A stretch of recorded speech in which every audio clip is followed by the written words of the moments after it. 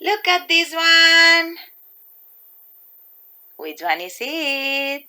Yeah! Two little dicky birds. For this one, we need our fingers. One little dicky bird and two little dicky birds. If you want and your families are okay with this, you can do your little birds here.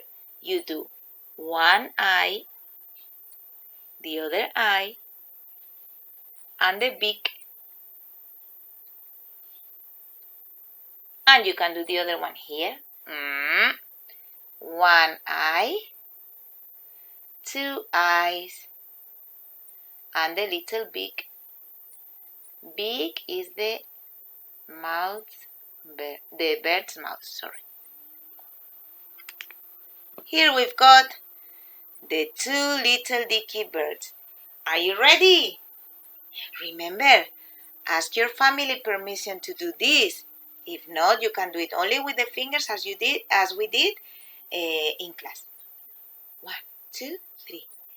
Two little dicky birds sitting on a wall. One named Peter, one named Paul.